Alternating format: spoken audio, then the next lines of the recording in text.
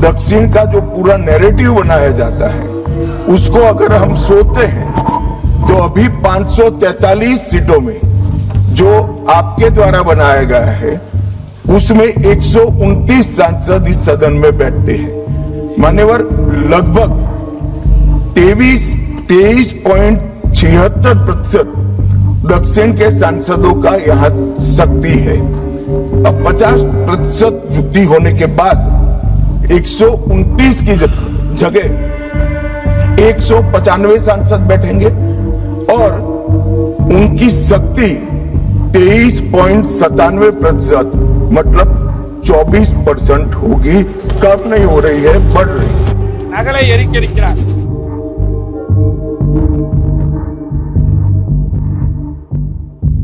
Delimitation, they are also playing some tricks. Therefore, all party we are going to take one stand. We unitedly should fight in parliament. आप चाहते हो कि आपके मुताबिक सीटें बढ़े, आपके मुताबिक डिलिमिटेशन हो और पिछड़े वर्ग को कुछ ना मिले। हम ये नहीं होने देंगे। पुराना डेटा नहीं चलेगा। ಪ್ರೀತಿಯ ಸ್ನೇಹಿತರೆ, ನಿಮ್ಮೆಲ್ಲರಿಗೂ ನಮಸ್ಕಾರ. ನಾನು KJ ಹಳ್ಳಿ ಸುರೇಶ್.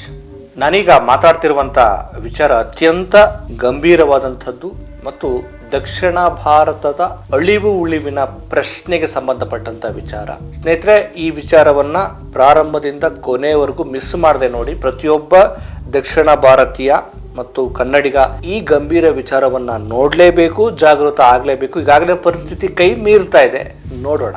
ಸ್ನೇಹಿತರೆ, ಲೋಕಸಭಾ ಕ್ಷೇತ್ರಗಳ ಪುನರ್ ವಿಂಗಡಣೆ ಮತ್ತು ಏನು ವಿಧಾನಸಭಾ ಕ್ಷೇತ್ರಗಳ ವಿಂಗಡಣೆ ಮಾಡುವಂಥ ಒಂದು ದೊಡ್ಡ ಮಸೂದೆಯನ್ನ, ಒಂದು ಬಹಳ ಮಹತ್ವದ ಮಸೂದೆಯನ್ನ, ಅಂದ್ರೆ ಮಹತ್ವ ಆದರೆ ದಕ್ಷಿಣ ಭಾರತಕ್ಕೆ ಬಹಳ ಒಂದು ರೀತಿಯ ಅಪಾಯಕಾರಿ ಮಸೂದೆಯನ್ನ ಇವತ್ತು ನಿನ್ನೆಯಿಂದ ಶುರುವಾಗಿದೆ. ವಿಶೇಷ ಅದಕ್ಕೋಸ್ಕರನೇ ಸೆಷನ್ ಅನ್ನ ಕರೆಯಲಾಗಿದೆ. ನಿನ್ನೆ ಮತ್ತು ಇವತ್ತು ಸಂಜೆ 4 ಗಂಟೆಯ ಹೊತ್ತಿಗೆ ಇದು ಅಂಗೀಕೃತ ಆಗುವ ಸಾಧ್ಯತೆಗಳಿವೆ. ಯಾಕಂದ್ರೆ ಅಧಿಕಾರ ಅವ್ರ ಕೈಲೇ ಇದೆ, ಬಹುಮತ ಹೆಚ್ಚಿದೆ. ವಿಪಕ್ಷಗಳು ಒಗ್ಗಟ್ಟಾಗಿ ಇದನ್ನ ವಿರೋಧ ಮಾಡಬೇಕು. ನೋಡೋಣ ಏನಾಗುತ್ತೆ ಅಂತ.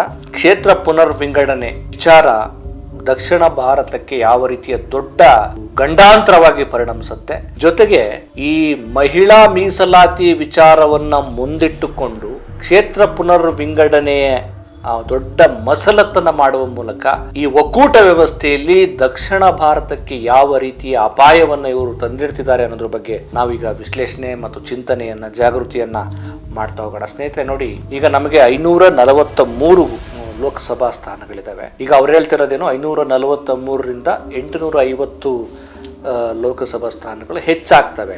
ಪಾರ್ಲಿಮೆಂಟ್ ನಲ್ಲಿ ಅಮಿತ್ ಶಾ ಮತ್ತು ನರೇಂದ್ರ ಮೋದಿ ಅವರು ಹೇಳ್ತಿರೋದೇನು ಅಂದ್ರೆ, ಇದು ಏನು ಯಾರಿಗೂ ತೊಂದರೆ ಆಗಲ್ಲ, ಇದರಿಂದ ಈ ಬಿಲ್ ಪಾಸ್ ಆಗೋದ್ರಿಂದ ಲೋಕಸಭಾ ಸ್ಥಾನಗಳು ಹೆಚ್ಚಾಗ್ತವೆ, ಇದರಿಂದ ಸಹಾಯ ಆಗತ್ತೆ, ಇದು ಯಾವುದು ತೊಂದರೆ ಇಲ್ಲ. ಆಮೇಲೆ ಮಹಿಳೆಯರಿಗೆ ಮೀಸಲಾತಿಯನ್ನ ಕೊಡುವ ಕ್ರಾಂತಿಕಾರಕ ನಡೆ ಅಂತ ಹೇಳಿ ಏನು ದೊಡ್ಡ ಸಾಧನೆ ಮಾಡ್ತಾ ಇದೀವಿ ಅಂತ ಹೇಳಿ ಜನರ ಮನಸ್ಸಲ್ಲಿ ಬಿಂಬಿಸಿ ಇವರು ಮತ್ತೊಂದು ದೊಡ್ಡ ಏನು ಕೃತ್ರಿಮ ಕೆಲಸಕ್ಕೆ, ದೊಡ್ಡ ಸಂಚಕಾರಕ್ಕೆ, ನಮಗೆ ದಕ್ಷಿಣ ಭಾರತೀಯರಿಗೆ ದೊಡ್ಡ ಸಂಚಕಾರ ಮಾಡೋ ಕೆಲಸವನ್ನ ಮಾಡ್ತಾ ಇದ್ದಾರೆ. ಯಾವುದು ಅಂದ್ರೆ ಈ ಮಹಿಳಾ ಮೀಸಲಾತಿಯ ವಿಚಾರವನ್ನ, ಅಂದ್ರೆ ಇದು ಒಂದು ಬಿಲ್ ಮಂಡನೆ ಇದೆ, ಜೊತೆಗೆ ಈ ಕ್ಷೇತ್ರ ಪುನರ್ ವಿಂಗಡಣೆಯ ಬಿಲ್ ಮತ್ತು ಇನ್ನೊಂದು, ಈ 3 ಬಿಲ್ಗಳ ವಿಚಾರವನ್ನ ಇಟ್ಟುಕೊಂಡು ಅದರಲ್ಲಿ ಮುಂದೆ ಅಂದ್ರೆ ಮುನ್ನೆಲೆಗೆ ಮಹಿಳಾ ಮೀಸಲಾತಿ ವಿಚಾರವನ್ನ ಮುನ್ನೆಲೆಗೆ ತಂದು ಈ 2 ಬಿಲ್ಗಳನ್ನ, ಅಂದ್ರೆ ಈಗ ಮುಖ್ಯವಾಗಿ ಏನು ಲೋಕಸಭಾ ಕ್ಷೇತ್ರಗಳ ಪುನರ್ ವಿಂಗಡಣೆ, ಡಿಲಿಮಿಟೇಷನ್ ವಿಚಾರವನ್ನ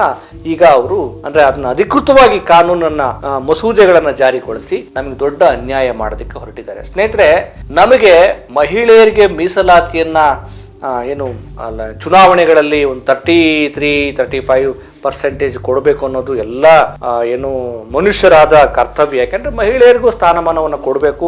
ಬಾಬಾ ಸಾಹೇಬ್ ಅಂಬೇಡ್ಕರ್ ಅವರ ಸಂವಿಧಾನ ಬಂದ ನಂತರವೇ ಮಹಿಳೆಯರಿಗೊಂದು ಘನತೆ, ಒಂದು ಡಿಗ್ನಿಟಿ ಲೈಫ್ ಸಿಕ್ಕಿದ್ದು. ಈಗ ಇವರು ಇದನ್ನೇ ಹೇಳುವ ಮೂಲಕ ಈ ಕ್ಷೇತ್ರ ಪುನರ್ ವಿಂಗಡಣೆ ಅಂದ್ರೆ ಇದನ್ನ ತೋರಿಸಿ ಈ ಒಂದು ಕರಾಮತ್ತು ಮಾಡೋದಕ್ಕೆ ಹೊರಟಿದ್ದಾರೆ. ಇದು ಇದನ್ನ ನಾವು ಹೆಂಗೆ ಅರ್ಥ ಮಾಡ್ಕೊಳ್ಬೇಕು ಅಂದ್ರೆ, ಒಂದು ರುಚಿಯಾದ ಸಿಹಿ ತಿಂಡಿ ಯಾವುದು?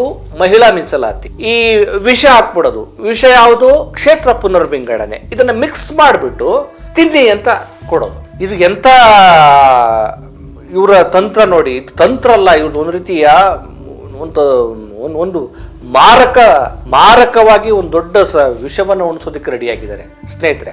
ಈಗ 1971ಕ್ಕೆ ಈ ಕ್ಷೇತ್ರಗಳ ವಿಂಗಡಣೆ ಮಾಡೋ ವಿಚಾರಕ್ಕೆ ಸಂಬಂಧಪಟ್ಟಂಗೆ ಅಂದಿನ ಪ್ರಧಾನಿಯಾದಂಥ ಇಂದಿರಾ ಗಾಂಧಿ ಅವರು ಸ್ಟಾಪ್ ಮಾಡಿದ್ರು. ಯಾಕೆಂದ್ರೆ ಉತ್ತರದ ರಾಜ್ಯಗಳಲ್ಲಿ ಜನಸಂಖ್ಯೆಯ ಸ್ಫೋಟವೇ ಆಗ್ತಾ ಇದೆ. ಇನ್ನು ದಕ್ಷಿಣದ ಭಾಗಗಳಲ್ಲಿ ಜನಸಂಖ್ಯೆಯನ್ನ ತುಂಬಾ ಕಟ್ಟುನಿಟ್ಟಾಗಿ ಅವರು ಕಡಿಮೆ ಮಾಡೋ ನಿಟ್ಟಲ್ಲಿ ಕೆಲಸ ಮಾಡ್ತಾ ಇದ್ದಾರೆ. ಆ ಕಾರಣಕ್ಕೋಸ್ಕರ ಇದನ್ನ ಒಂದು 25 ವರ್ಷಕ್ಕೆ ಮುಂದುವರ್ಸೋಣ, ಅದು 25 ವರ್ಷ ಆದ್ಮೇಲೆ ನೋಡೋಣ ಅಂತೇಳಿ ಅದನ್ನ ತಿದ್ದುಪಡಿ ತಂದ್ರು. ಆನಂತರ ವಾಜಪೇಯಿ ಅವರು ಕೂಡ ಮತ್ತೊಂದು 25 ವರ್ಷ ಆಗ್ಲಿ ಅಂತೇಳಿ ಅದನ್ನ ಮತ್ತೆ ತಳ್ಳಿದ್ರು. ಈಗ 2026ಕ್ಕೆ ಅದು ಕಂಪ್ಲೀಟ್ ಆಗ್ತಾ ಇದೆ. ಆದ್ರೆ ಇವರು ಯಾವ ಜನಗಣತಿ 2010-11 ಜನಗಣತಿಯ ಆಧಾರದ ಮೇಲೆ, ಜನಸಂಖ್ಯೆಯ ಆಧಾರದ ಮೇಲೆ, ಆ ಜನಸಂಖ್ಯೆಯ ರಾಜ್ಯಗಳ ಜನಸಂಖ್ಯಾವಾರು ಆಧಾರದ ಮೇಲೆ ನಾವು ಕ್ಷೇತ್ರ ಪುನರ್ವಿಂಗಡಣೆ ಮಾಡ್ತೀವಿ ಅಂತ ಹೊರಟಿದ್ದಾರೆ. ಸ್ನೇಹಿತರೆ, ಒಂದು ಅರ್ಥ ಮಾಡ್ಕೊಳ್ಬೇಕು, ಇಡೀ ಒಕ್ಕೂಟ ವ್ಯವಸ್ಥೆ ನಮ್ದೇನು ಫೆಡರಲ್ ಸಿಸ್ಟಮ್ ಇದೆಯಲ್ಲ, ಇಡೀ ಭಾರತಕ್ಕೆ, ಅದರಲ್ಲೂ ಉತ್ತರ ಭಾರತೀಯರಿಗೆ ನಾವು ದಕ್ಷಿಣ ಭಾರತೀಯರು ಒಂದು ರೀತಿ ನಮ್ಮೆಲ್ಲ ಶ್ರಮ, ನಮ್ಮ ಹೋರಾಟ, ನಮ್ಮ ದುಡಿಮೆ, ನಮ್ಮ ಸಂಪನ್ಮೂಲಗಳ ಮುಖೇನ ಅವ್ರನ್ನ ಸಾಕ್ತಾ ಇದೀವಿ ಅಂದ್ರೆ ತಪ್ಪಾಗಲ್ಲ. ನಿಜಕ್ಕೂ ಇವತ್ತು ಭಾರತದ ಒಟ್ಟು GDP ಹೆಚ್ಚಾಗುತ್ತೆ, ಭಾರತ ಒಂದು ರೀತಿ ಆರ್ಥಿಕವಾಗಿ ಸ್ಥಿರತೆಯನ್ನ ಕಂಡ್ರೆ ಭಾರತಕ್ಕೊಂದು ಆರ್ಥಿಕ ವಿಚಾರದಲ್ಲಿರ್ಬೋದು, GDPಯ ವಿಚಾರದಲ್ಲಿರ್ಬೋದು, ಅಭಿವೃದ್ಧಿಯ ಸೂಚ್ಯಂಕದ ವಿಚಾರದಲ್ಲಿ ಏನಾದರೂ ಪ್ರಗತಿಯನ್ನ ಸಾಧಿಸಿದ್ರೆ ಅದರ ಎಲ್ಲ ಕ್ರೆಡಿಟು ಹೆಚ್ಚಿನದಾಗಿ ಸಿಗಬೇಕಾಗಿರೋದು ಯಾರಿಗೆ ಅಂದ್ರೆ ನಮಗೆ, ದಕ್ಷಿಣ ಭಾರತೀಯರಿಗೆ. ಯಾಕೆಂದ್ರೆ ನಾವು ಅಷ್ಟೊಂದು ಕಾಂಟ್ರಿಬ್ಯೂಷನ್ ಕೊಡ್ತಾ ಇದೀವಿ, ಜನಸಂಖ್ಯೆಯನ್ನು ನಿಯಂತ್ರಣ ಮಾಡಿದ್ದೇವೆ, ನಾವು ಅಭಿವೃದ್ಧಿ ಸೂಚ್ಯಂಕದಲ್ಲಿ ಮುಂದುವರೆದಿದ್ದೇವೆ, GDP ಗ್ರೋತ್ ಆಗೋದಕ್ಕೆ ನಮ್ಮ ಕಾಂಟ್ರಿಬ್ಯೂಷನ್ ಇದೆ, GST ನಾವು ಕೊಡೋದ್ರಲ್ಲಿ 2ನೇ ಸ್ಥಾನ ನಮ್ದಿದೆ, ಪ್ರಗತಿಯ ಸೂಚ್ಯಂಕ ಕೂಡ ನಮ್ದಿದೆ. ಇಷ್ಟೆಲ್ಲ ಕೊಟ್ಟರು ಕೂಡ ಉತ್ತರ ಪ್ರದೇಶದ ರಾಜ್ಯಗಳಿಗೆ, ಉತ್ತರ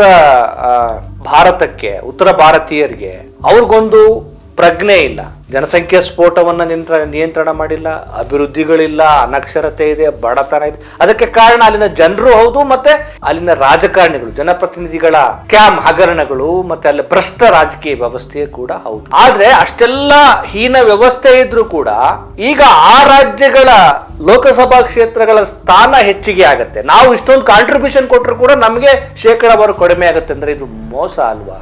ಇದು ಅನ್ಯಾಯ ಅಲ್ವಾ? ನಾವು ಕೊಡುಗೆ ಕೊಡೋದು, ಅವ್ರು ಮಜಾ ಉಡಾಯಿಸೋದು. ಮಜಾ ಹೋಗ್ಲಿ, ಅವ್ರ ಅಭಿವೃದ್ಧಿನೂ ಆಗ್ಲಿ, ಆದ್ರೆ ನಿರ್ಣಾಯಕರಾಗಿ ಅವ್ರಾಗ್ತಾರಲ್ವಾ, ಇದು ನಮಗೆ ಮಾಡಿದ ಮೋಸ ಅಲ್ವಾ? ಅದ್ರ ಬಗ್ಗೆ ನಾನು ಸ್ವಲ್ಪ ಡೀಟೇಲ್ ಆಗಿ ಮಾತಾಡ್ತೀನಿ. ಈಗ ನೋಡಿ, ಇವ್ರು ಹೇಳೋದೇನು, ಈ ಲೋಕಸಭಾ ಕ್ಷೇತ್ರಗಳ ವಿಂಗಡಣೆ ಆದ್ರೆ ಎಲ್ಲಾ ರಾಜ್ಯಗಳಿಗೂ ಒಂದಷ್ಟು ಸೀಟು ಜಾಸ್ತಿ ಆಗ್ತವೆ ಅಂತ ಹೇಳ್ತಾರೆ. ಈಗ 543 ಇದ್ದದ್ದು 850 ಆಗತ್ತೆ ಅಂತ ಹೇಳ್ತಾರೆ. ಪ್ಲಾನ್ ಇಟ್ಟುಕೊಂಡೇ ಅವರು ಈ ಹೊಸ ಲೋಕಸಭಾ ಏನಿದೆ ಪಾರ್ಲಿಮೆಂಟ್ ಅನ್ನ ಕಟ್ಟಿರೋದು. ಒಂದು 890-900 ಸೀಟ್ಗಳನ್ನ ಮಾಡ್ಕೊಂಡಿದ್ದಾರೆ. ಇವ್ರದ್ದು ಪ್ಲಾನೇ ಇದು. ಇವ್ರು ಮಸಲತ್ತೇನು ಅಂತ ಮಾತಾಡ್ತಾ ಹೋಗೋಣ. ಈ ಕರ್ನಾಟಕ 28 ಇದೆ, ಇನ್ನೊಂದು 28 41 ಆಗ್ಬಹುದು ಅಲ್ವಾ? 543ರಲ್ಲೇ 28 ಜನರ ಸಂಸದರ ಮಾತನ್ನ ಇವ್ರು ಸೀರಿಯಸ್ ಆಗಿ ತಗೊಳ್ಳಲ್ಲ.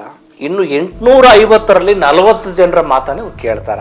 ನಮ್ಮ ಮಾತಿಗೆ ಏನಾದ್ರೂ ಬೆಲೆ ಸಿಗುತ್ತಾ? ಅಲ್ಲಿ 850 ಜನರಲ್ಲಿ 40 ಜನರ ಮಾತು ಅಂದ್ರೆ ಇದು ನಮಗೆ ಸ್ವಲ್ಪ ಒಂದಷ್ಟು 28ರಿಂದ ಒಂದು 10, 20, 15 ಸ್ಥಾನಗಳು ಸಿಗಬಹುದು. ಆದ್ರೆ ಇದನ್ನ ಶೇಕಡಾವಾರು ಅಂತ ನೋಡಿದಾಗ, ಶೇಕಡಾವಾರು ರೆಪ್ರೆಸೆಂಟೇಷನ್ ಅಂತ ನೋಡಿದಾಗ ನಮಗೆ ಬಹಳ ಕಡಿಮೆ ಆಗುತ್ತೆ.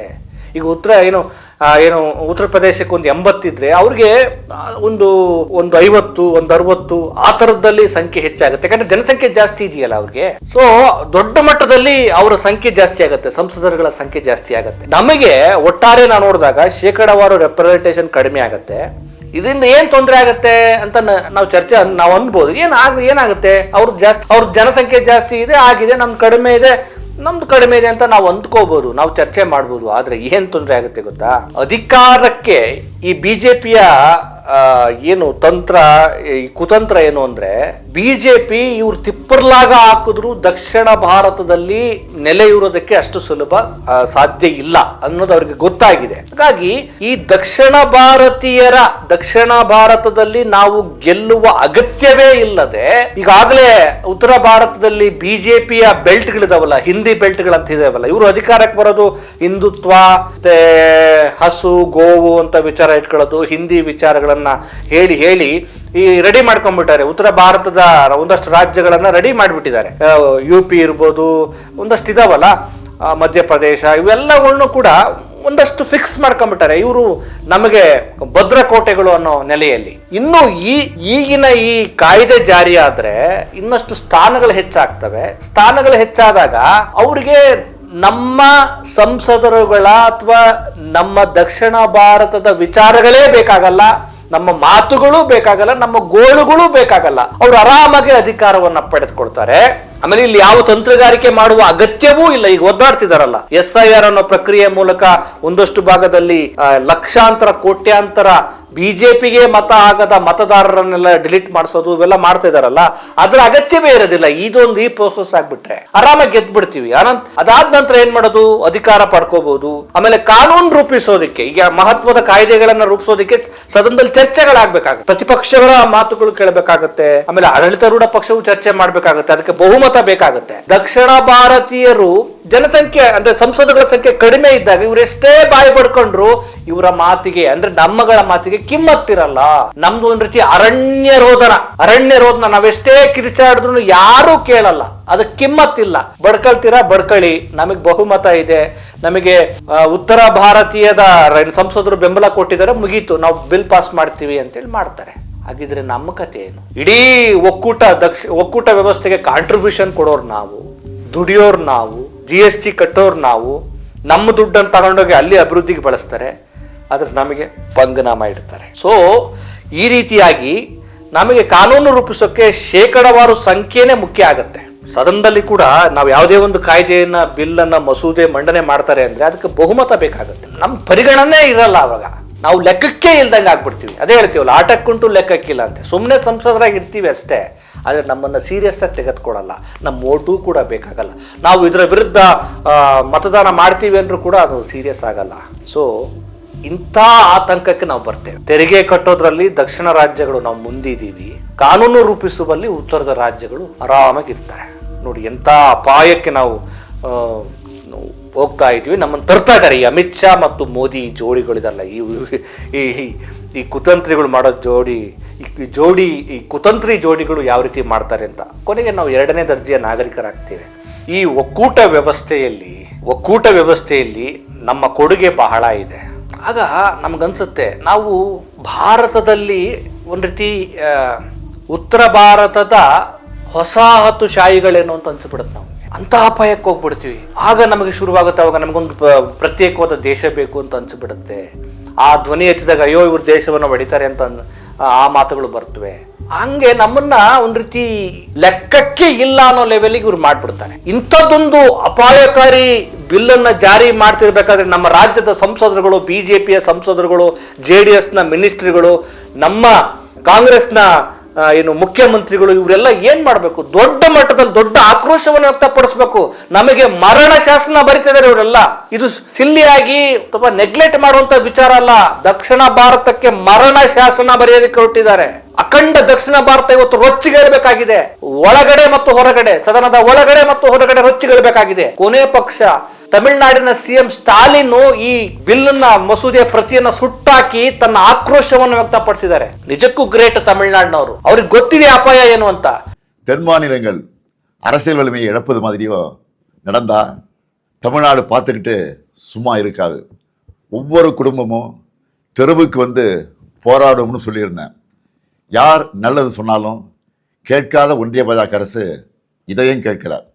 சட்ட திருத்தம் கொண்டு வந்து நாடாளுமன்றத்தில் தமிழ்நாட்டின் குரலை ஒடுக்க பார்க்குறாங்க. நாளைக்கு கொண்டு வரப்போகிற சட்ட திருத்தத்தால் வட மாநிலத்துக்கும் தென் மாநிலங்களுக்குமான உறுப்பினர்கள் எண்ணிக்கை வேறுபடும். சும்மா பெயரளவுக்கு தமிழ்நாடு உள்ளிட்ட தென் மாநிலங்களுக்கு தொகுதி அதிகரிக்கணும்னு சொல்லிட்டு அவங்களுக்கு சாதகமான வட மாநிலங்களுக்கு மிக மிக கூடுதலாக தொகுதிகளை அதிகரித்து நம்ம தென் மாநிலங்களின் பிரதிநிதித்துவமே தேவை இல்லை என்ற நிலைமையை கொண்டு வர போறாங்க.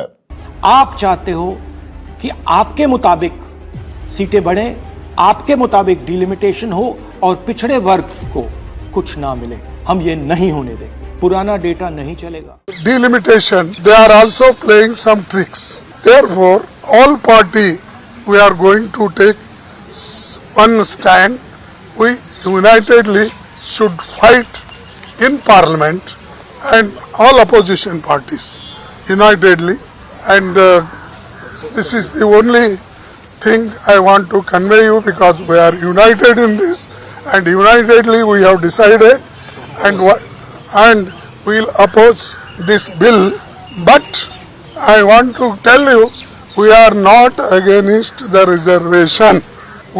The way in which they have put in the bill, whether it is delimitation, whether they have not even cleared census and almost all powers of the constitution, the executive is taking, and mostly the power which can be executed by the institutions, the Parliament they are given, so that they can change delimitation at any time, and they have done mistakes, or they have already deceived us in our Assam and also our Jammu and Kashmir, several places.